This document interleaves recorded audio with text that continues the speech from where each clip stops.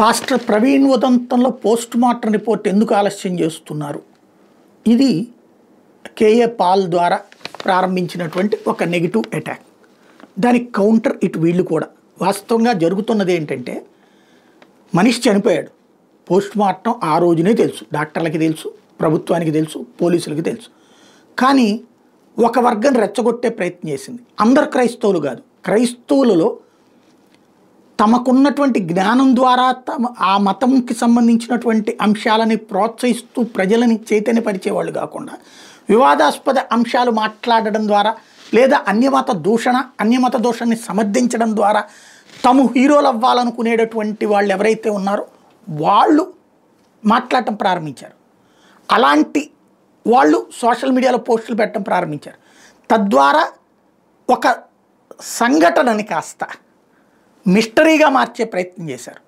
చివరికి ఇవాళ ఒరిజినల్గా లెక్కంతా చెప్పిన పోలీసు, డాక్టర్లు, ప్రభుత్వము అందరూ నిజం చెప్పినా సరే అంగీకరించలేని స్థితికి మిగతా క్రైస్తవ సమాజాన్ని తీసుకెళ్లే ప్రయత్నంలో వీళ్ళు చాలా సక్సెస్ అయ్యారు. అంటే చెడుని జనంలోకి తీసుకెళ్ళడం చాలా సులభం, మంచిని తీసుకురావడం చాలా కష్టం. తప్పుని జనంలోకి తీసుకెళ్ళడం చాలా సులభం, కాదని పెంచడం చాలా కష్టం. అది ఇప్పుడు జరుగుతున్నటువంటి తంతు. దాంతో ప్రభుత్వం కూడా ఎదురెత్తేసింది. అందుకనినే పోలీసులు ఇవ్వకుండా సీసీటీవీ ఫుటేజీలన్నీ మీడియాకు వస్తాయా? వ్యూహాత్మకంగా రోజుకు ఒకటి చొప్పున రిలీజ్ చేస్తూ ఎక్కడ పడ్డారు, ఎందుకు పడ్డారు, ఎలా పడ్డారు, ఏం జరిగింది, మద్యం ఎక్కడ కొన్నారు, ఈ వివరాలు ఎప్పటికప్పుడు అందించే ఏర్పాటు చేశారు. ఎందుకని? అక్కడ ఒక మత ఉద్రిక్తత సృష్టించడానికి, హిందువులే చంపేశారన్న ప్రచారాన్ని రెచ్చగొట్టడానికి, క్రైస్తవ యువతను రెచ్చగొట్టడానికి జరిగినటువంటి ఒక ప్రయత్నం నేపథ్యంలో కాదు అని చెప్పినా నమ్మనివ్వనటువంటి విధంగా వీళ్ళు ఒక గేమ్ నడుపుతున్న సందర్భంలో ప్రభుత్వము ఎదురు వ్యూహాత్మకంగా అనుసరిస్తుంది. అందులో భాగంగా రోజుకు ఒక్కొక్కటి. తాజాగా బయటకు వచ్చినటువంటి అంశం ఏంటయ్యా అంటే, హైవే మీద ట్యాంకర్ని అధిగమించే క్రమంలో కింద పడ్డారన్నటువంటిది ఒకటి విజువల్ బయటకు వచ్చింది. వెనకే వస్తున్న ఆర్టీసీ బస్ డ్రైవర్ అప్రమత్తతో ప్రమాదం తప్పినటువంటి ఆ విజువల్స్ బయటకు వచ్చినాయి.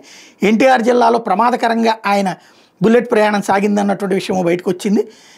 దాంతోపాటుగా ఇప్పుడు అసత్య ప్రచారాలు మానుకోమని చెప్పి స్వయంగా పాస్టర్ ప్రవీణ్ సోదరుడు కిరణ్ పగడాల కోరడం, ఎవరికాళ్ళు ఇష్టం వచ్చిన దర్యాప్తులు చేస్తున్నారు, ఆ దర్యాప్తులు వద్దు అని చెప్పడం, యూట్యూబర్లు, బ్లాగర్లు అసత్య ప్రచారం సాగిస్తున్నారు, దీన్ని రాజకీయంగా మతపరంగా ఉపయోగించుకుంటున్నారు, ప్రవీణ్ మీద గౌరవంతో ఇట్లాంటి వాటిని ఆపాలని కోరుతున్నా అంటూ మరోవైపు ప్రవీణ్ భార్య జెస్సిక, ప్రవీణ్ మృతి మీద ఆంధ్రప్రదేశ్ ప్రభుత్వం పూర్తి స్థాయిలో దర్యాప్తు చేస్తుంది, నేను థ్యాంక్స్ చెప్తున్నా, విచారం మీద నాకు నమ్మకం ఉంది, పలు ప్రాంతాల నుంచి పెద్ద ఎత్తున క్రైస్తవ సోదరి మన మద్దతుగా నిలుస్తున్నారు, అందరికీ ధన్యవాదాలు అంటూ ఓ వీడియో రిలీజ్ చేస్తూ ఈ ఘటనను అడ్డుపెట్టుకుని మత సామరస్యాన్ని దెబ్బతీసే ప్రయత్నాలు చేయొద్దంటూ ఆమె చేత స్టేట్మెంటు.